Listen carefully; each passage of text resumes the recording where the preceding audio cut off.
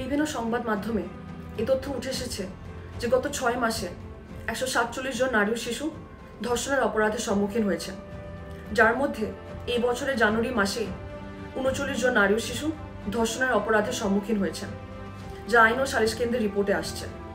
But what about the unreported? We can not even imagine. আমাদের ধর্ষণ আইন সংস্কার জোটে 10 পয়েন্ট ডিমান্ডের কিছু মৌলিক দাবি, যে মানবাধিকার মানদণ্ডের সাথে সামঞ্জস্য রেখে ধর্ষণ আইন সংস্কার করতে হবে এবং ধর্ষণের সংজ্ঞাকে বৈষম্যহীন করতে হবে।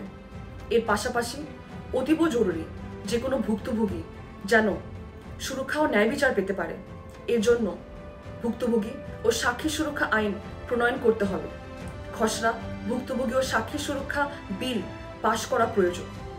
সমাজের উন্নয়ন তখনই সম্ভব যখন আমরা নারী বা পুরুষ হিসেবে না, একজন মানুষ হিসেবে প্রকৃত অর্থে মানুষকে মূল্যায়ন করতে পারি, সম্মান ও সুরক্ষা দিতে পারি, তার সম্মতিকে শ্রদ্ধা করতে পারি। এই বছরের আন্তর্জাতিক নারী দিবসের প্রতিপাদ্য অধিকার, সমতা, ক্ষমতায়ন, নারী ও কন্যার উন্নয়ন। It's time to accelerate action and fight against gender-based violence now.